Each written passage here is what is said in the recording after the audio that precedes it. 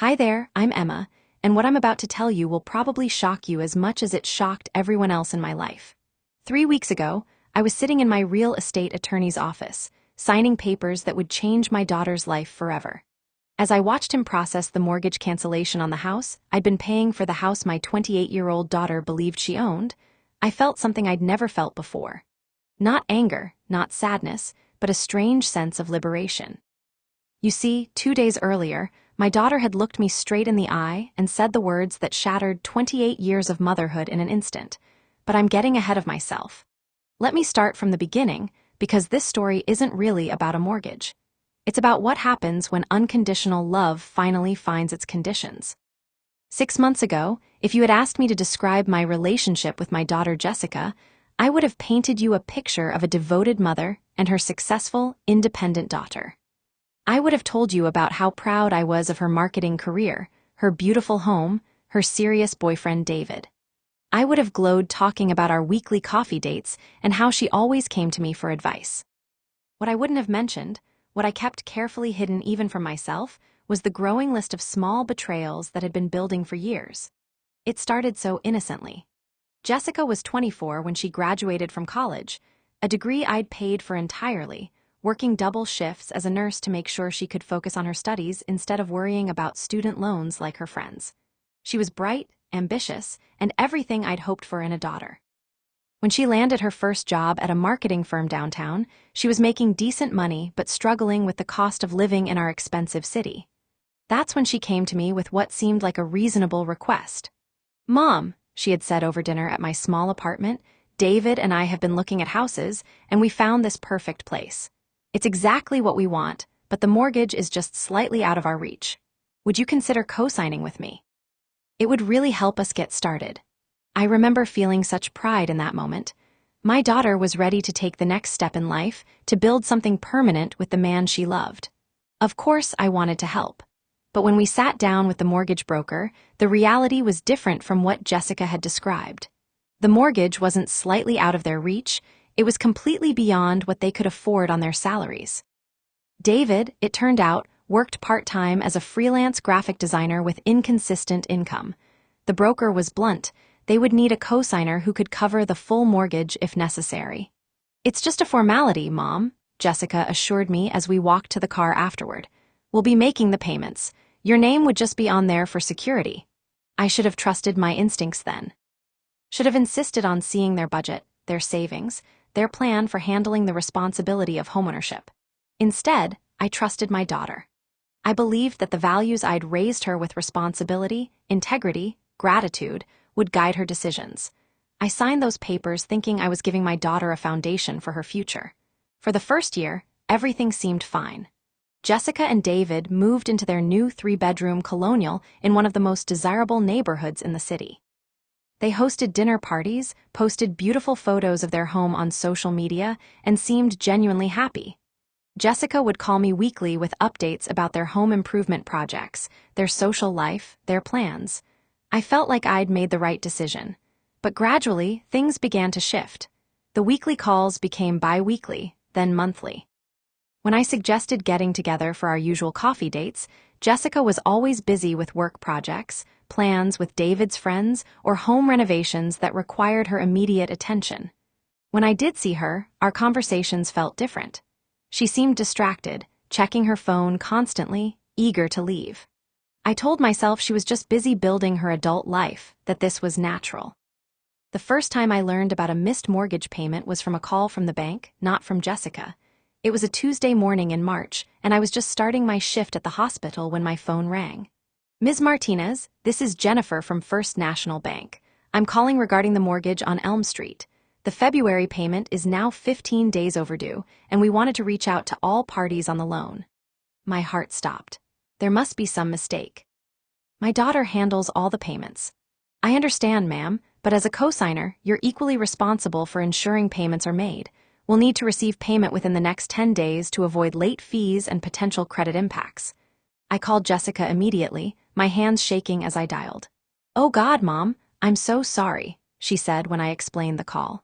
"David's been waiting for payment on a big freelance project, and we had some unexpected expenses with the roof repair." I thought I had asked you to cover this month, but I guess I forgot to actually call. Can you handle it just this once?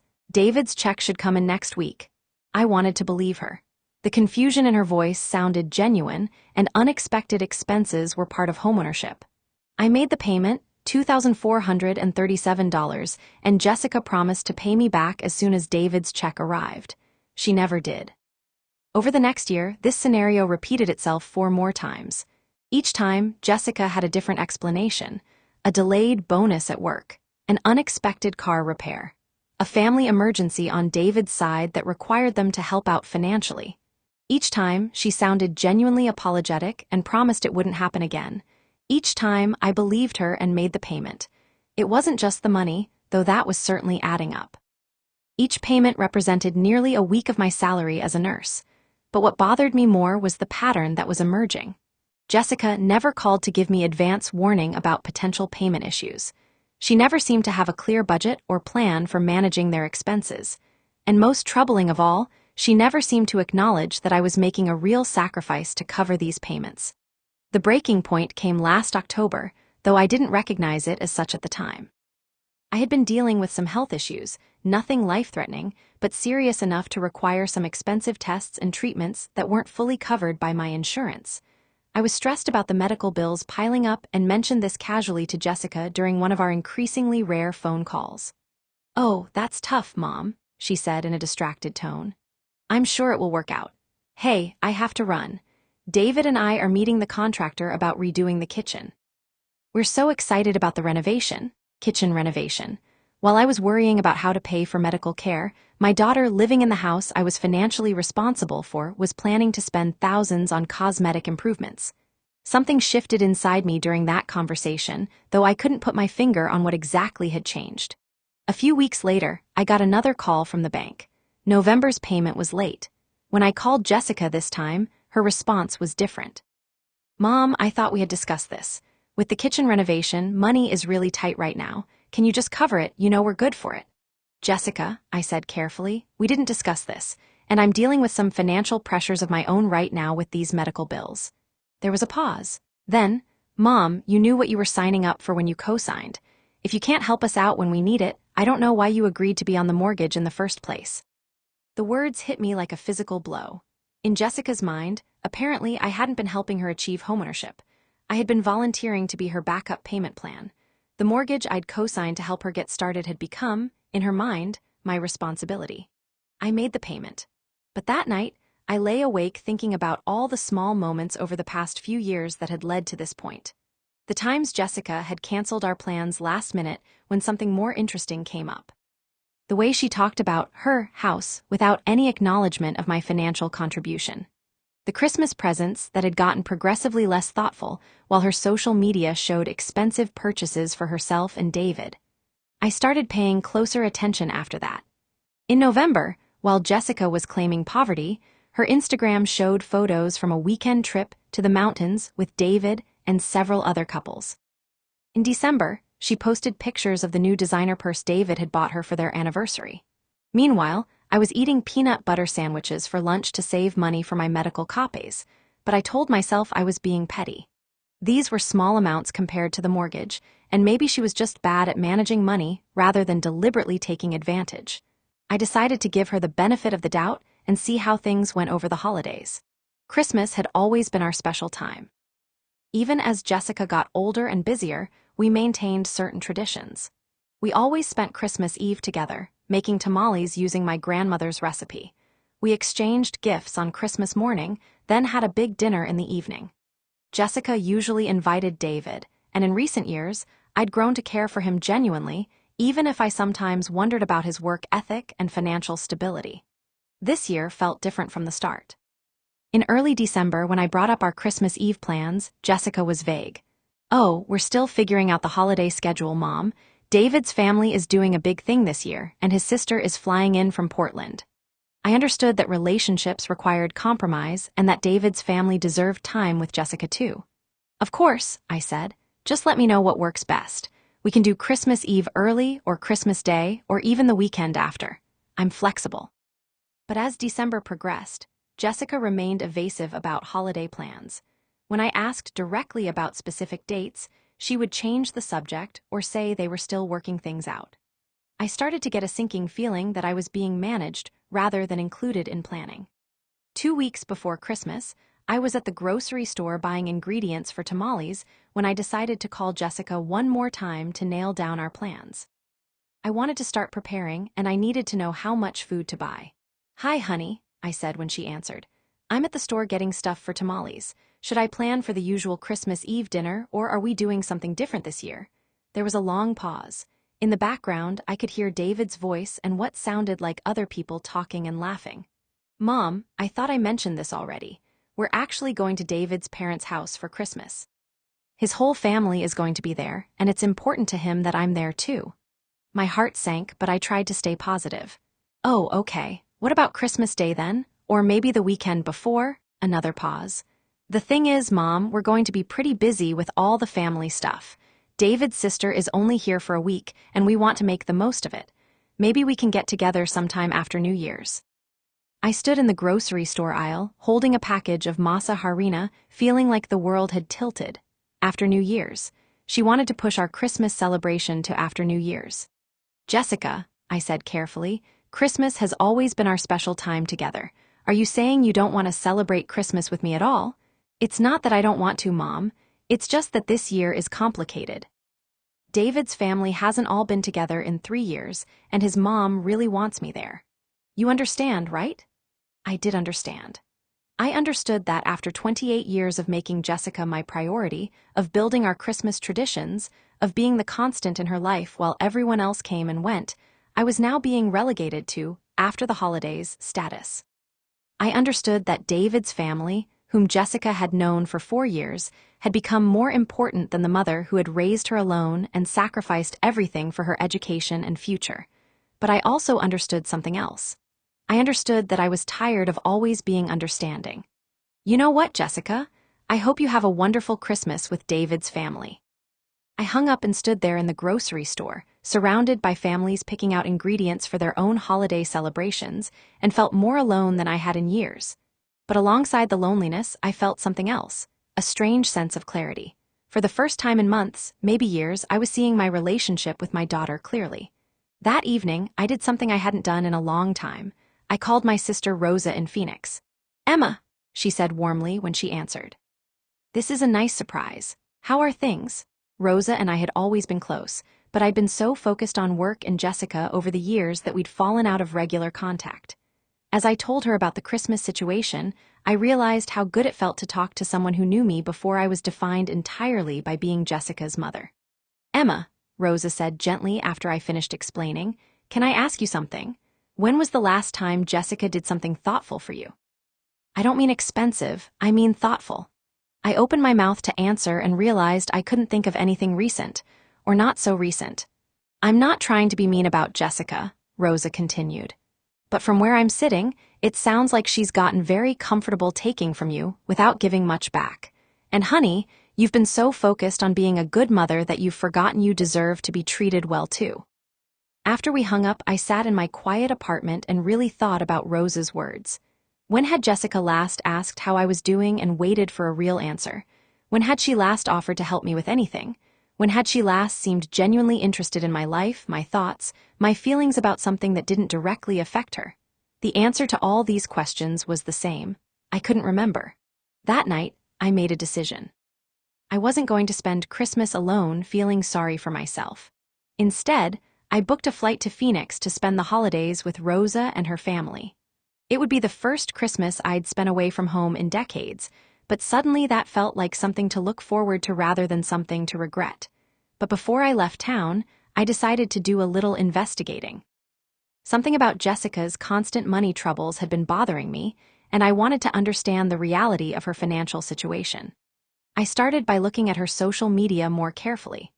Over the past 6 months, while she'd been claiming financial hardship, Jessica had posted photos from 3 weekend trips, 2 concerts, multiple expensive dinners out, and several new pieces of clothing that I recognized as designer brands. Either Jessica was worse with money than I'd thought, or there was more to the story. Then I remembered that David's sister was coming to visit and that they were doing a big thing for Christmas. I was curious about what kind of elaborate celebration they were planning while claiming they couldn't afford their mortgage payments. I'll admit this wasn't my proudest moment, but I drove by the house one evening in mid-December. What I saw made my stomach drop. The house I was financially responsible for, was decorated with thousands of expensive Christmas lights. Professional quality light displays that must have cost hundreds of dollars to install and would cost hundreds more in electricity bills. The driveway had multiple cars I didn't recognize, and through the windows, I could see what looked like a dinner party in progress. I sat in my car across the street and watched my daughter hosting an elaborate dinner party in the house I was paying for, while she claimed she couldn't afford Christmas with her mother because money was too tight. The next morning, I called my real estate attorney, James Morrison. James had handled my divorce 15 years earlier and had helped me with various legal issues over the years. He was someone I trusted to give me straight answers. "Emma," he said when I explained the situation, "I need to ask you something important. When you co-signed that mortgage, did you understand that you're equally responsible for the debt? Because legally, that's exactly what you are." "I understood that if they couldn't pay, I would need to," I said, "but I was told it was just a formality." "It's never just a formality. You own that house just as much as Jessica does. More, actually, since you've been making the payments. Let me ask you this, are you on the deed?" I told him I wasn't sure, and he offered to look into it. What he found surprised both of us. Due to a paperwork error at closing, Jessica had never been added to the deed properly. Legally, I was the sole owner of the house, even though the mortgage was in both our names. "Emma," James said carefully, "this puts you in a very interesting position. You have options here that Jessica probably doesn't realize you have." I spent the next week in Phoenix thinking about those options. Rose's family welcomed me with open arms, and I was reminded of what it felt like to be around people who genuinely cared about my well-being. Rose's adult children asked about my work, my health, my interests. They insisted on helping with cooking and cleaning. They made me feel valued rather than taken for granted. On Christmas morning, as I watched Rose's family exchange gifts and share stories and genuinely enjoy each other's company, I thought about Jessica. Was she thinking of me at all today? Did she feel any sadness that we weren't together? Or was she so caught up in David's family celebration that she hadn't given me a second thought? I got my answer around noon when my phone buzzed with a text message. "Merry Christmas, Mom. Having such a great time with David's family. Hope you're having a good day too. Love you." That was it. No apology for canceling our traditional celebration. No acknowledgement that this was the first Christmas we'd spent apart in 28 years. No suggestion that we reschedule or make up for it. Just a casual text message sent as an afterthought. I stared at that message for a long time. Then I turned off my phone and went back to enjoying Christmas with people who actually wanted me there. When I returned home after New Year's, I found a voice message from Jessica. "Hi Mom, hope you had a good trip. Listen, I hate to bother you, but we got a notice that January's mortgage payment is due, and with all the Christmas expenses, we're running a little short. Can you cover it this month? I promise we'll get caught up soon. David's expecting a big project to start in February. Thanks so much. Love you." I played that message 3 times. After everything that had happened over Christmas, after brushing me off for the holidays, after treating me like an inconvenience rather than her mother, Jessica's first communication was asking for money. That's when I knew what I had to do. I called James Morrison and asked him to start the process of removing Jessica from the mortgage and transferring full ownership to me. Since I was already the legal owner and had been making the majority of payments, this was simpler than I'd expected. "Are you planning to sell the house?" James asked. "I haven't decided yet," I said, "but I want to make sure Jessica understands the reality of the situation before I make any permanent decisions." The next step was to inform Jessica that she would need to start making her own housing arrangements. I decided to handle this in person rather than over the phone. I wanted to see her face when I explained what was going to happen. I called and asked if I could come over to talk about something important. Jessica seemed pleased to hear from me and suggested I come for dinner that weekend. "David's been wanting to show you the kitchen renovation," she said. "It turned out amazing." The kitchen renovation, paid for while I was covering her mortgage payments. When I arrived at the house on Saturday evening, I was struck again by how beautiful it was. Jessica and David had excellent taste, and they'd created a lovely home. With my money. David greeted me warmly and gave me a tour of the new kitchen, which was indeed stunning. Granite countertops, new appliances, custom cabinets. I estimated it had cost at least $20,000. It's beautiful, I said sincerely. You two have great taste. Over dinner, Jessica chatted about her work, their social life, their plans for a vacation to Europe that summer. She seemed relaxed and happy, with no apparent awareness that there was any tension between us. After David cleared the dishes, I decided it was time. Jessica, I said, I need to talk to you about the house and the mortgage situation. She immediately looked uncomfortable. Mom, if this is about January's payment, David's project got delayed, but it should start any day now. It's not just about January's payment. It's about all the payments. Jessica, over the past 2 years, I've made the majority of the mortgage payments on this house. I've paid over $30,000 to keep this house current. Jessica shifted in her seat. Mom, I know we've fallen behind sometimes, but we always catch up eventually. No, Jessica, you don't catch up, I catch you up, there's a difference. David returned from the kitchen and seemed to sense the tension. He sat down quietly. I think there's been a misunderstanding about what it means that I co-signed your mortgage, I continued. I didn't agree to be your backup payment plan. I agreed to help you get started on the assumption that you would handle the ongoing responsibility. But Mom, you know we're trying. David's work is just inconsistent, and we have a lot of expenses. I looked around the beautifully renovated kitchen, thinking about the expensive Christmas lights, the weekend trips, the dinner parties. Jessica, I'm not going to make any more mortgage payments on this house. Both Jessica and David stared at me. What do you mean? Jessica asked. I mean that starting next month, you'll need to handle the mortgage payment yourselves. If you can't afford the payment, you'll need to make different arrangements. Jessica's face flushed red. Mom, you can't just abandon us like this. We planned our whole life around having this house. If you don't help with payments, we could lose it. Then you'll need to figure out how to make the payments yourselves. But Mom, David spoke up for the first time, we can't afford the full payment on our own. You knew that when you co-signed. We were counting on your help. I looked at David, this man who'd been living in my house for 4 years while contributing minimal income and never once thanking me for my financial support. David, I said calmly, I was never supposed to be a permanent solution to your housing costs. I was supposed to help you get started. Jessica stood up abruptly. I can't believe you're doing this to us. After everything we've been through together, you're going to ruin our lives over money? Jessica, I'm not ruining your lives. I'm asking you to take responsibility for your own lives. It's not that simple, Mom. We have commitments, plans, a life here. Yes, you do. And Christmas was supposed to be a commitment to me, but that didn't stop you from changing your plans when something better came along. Jessica stared at me. This is about Christmas. You're destroying our lives because you're mad about Christmas? This isn't about Christmas, Jessica. Christmas was just the final piece of a pattern I've been ignoring for too long. I stood up and gathered my purse. I think you should know that I've already spoken with an attorney about removing you from the mortgage entirely.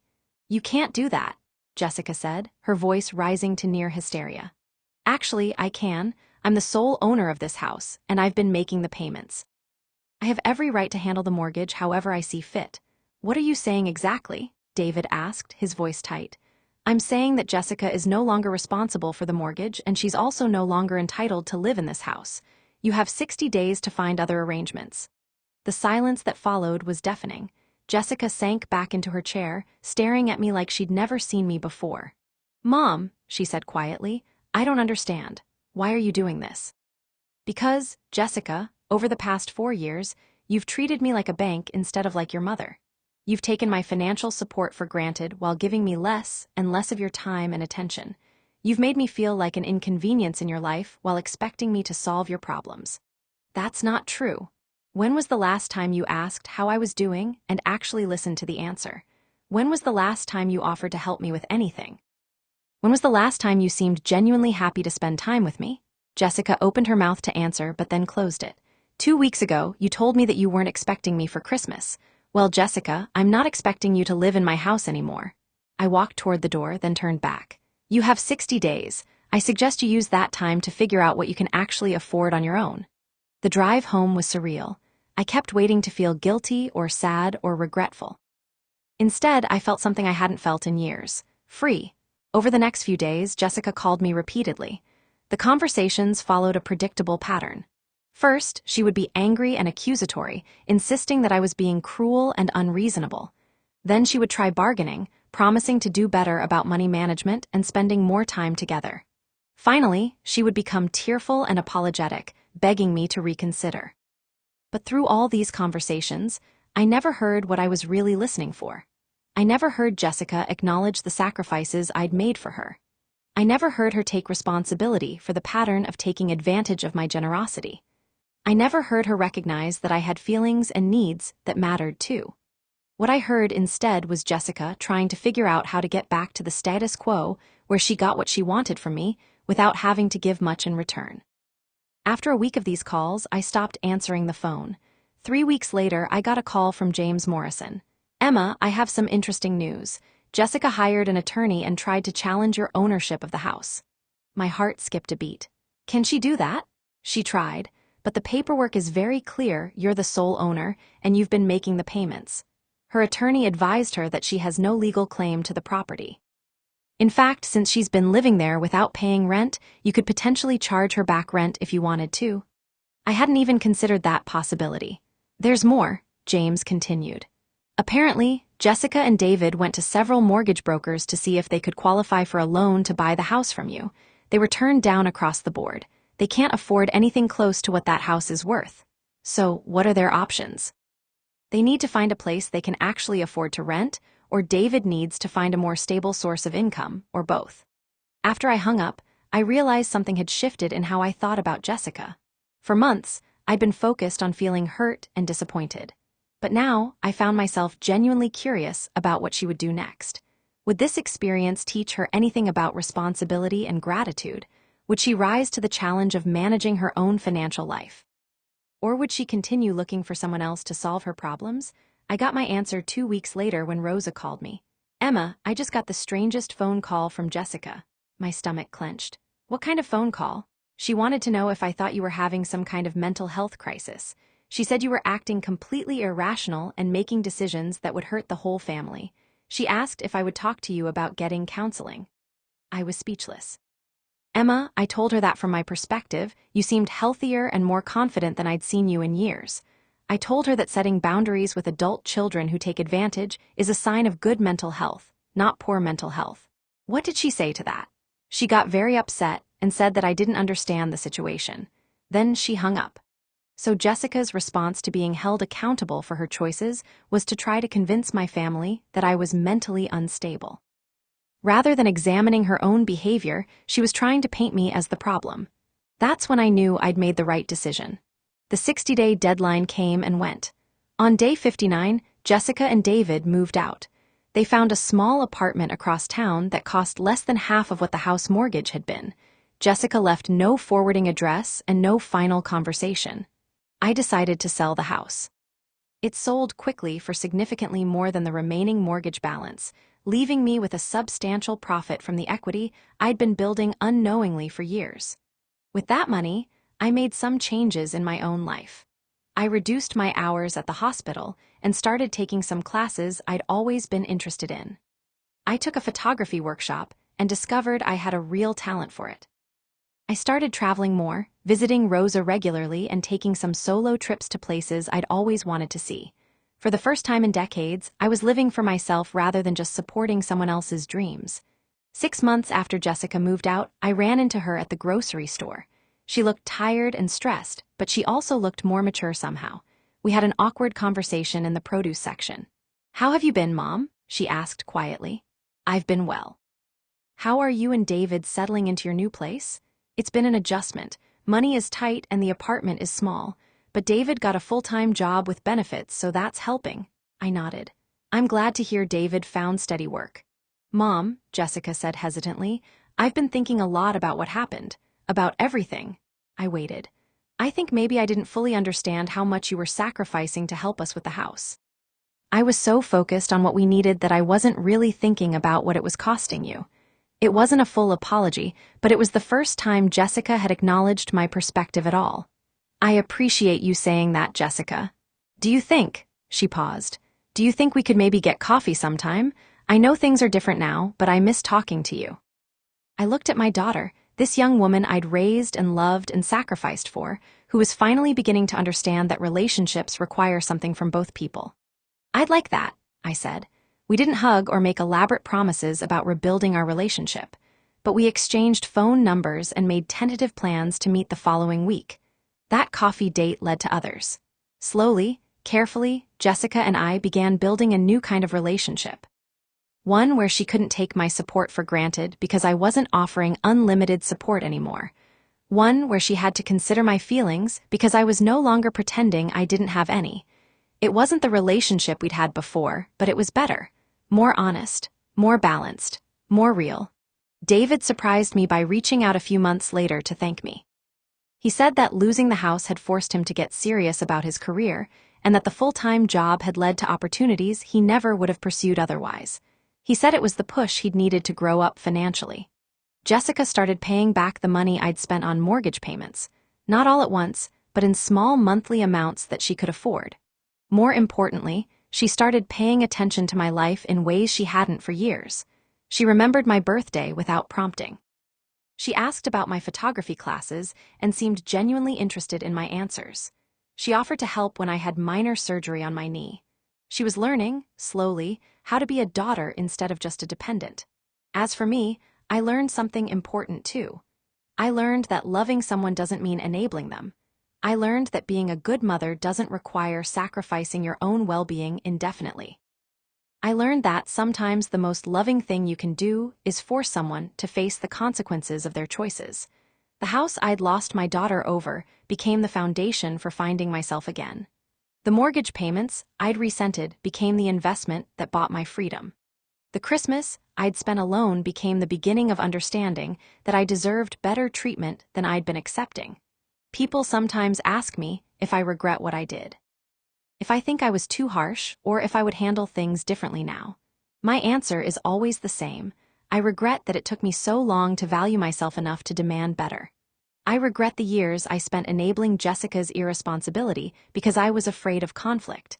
I regret teaching her, through my actions, that she could treat me poorly without consequences. But I don't regret forcing her to grow up. I don't regret refusing to continue being taken advantage of. I don't regret choosing my own well-being over her comfort. Some people think parents should sacrifice endlessly for their adult children, that love means never setting boundaries or expecting reciprocity. I used to think that too. Now I know that kind of thinking creates entitled adult children and exhausted, resentful parents. Real love requires both people to contribute something meaningful to the relationship. It requires respect, gratitude, and consideration from both sides. It requires honesty about problems and commitment to solving them together. The mortgage I canceled wasn't just a financial obligation.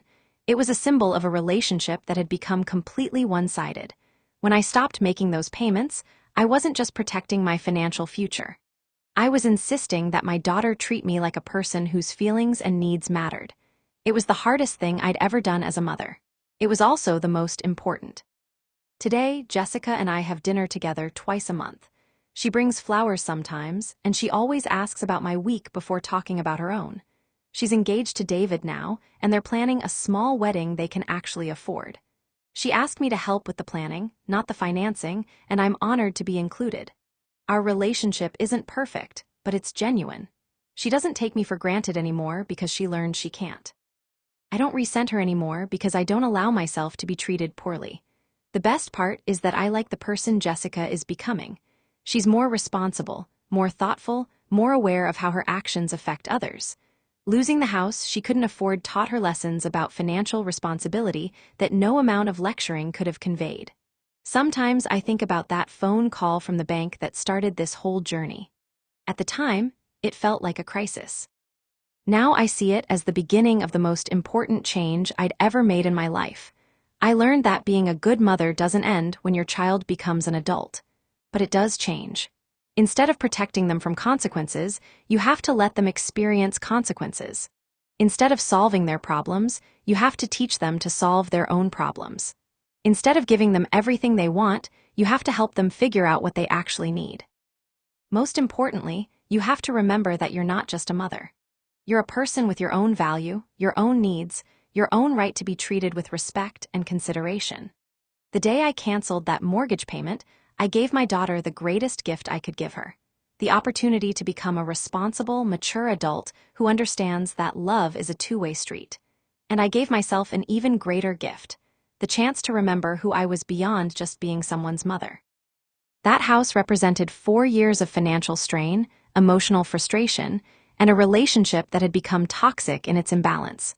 Walking away from it was the first step toward building something better for both of us. If you're a parent struggling with an adult child who takes advantage of your generosity, let me tell you something. You don't owe them a life they can't afford. You don't owe them solutions to problems they created. You don't owe them unlimited financial support or endless patience with irresponsible behavior. What you do owe them is honesty about reality and the opportunity to grow into the person they're capable of becoming. Sometimes that requires saying no. Sometimes it requires letting them fail. Sometimes it requires choosing your own well-being over their comfort. It's not easy, but it's necessary. And if you do it right, if you do it with love instead of anger, you might discover that the relationship on the other side is stronger and healthier than what you had before. The mortgage payment I can't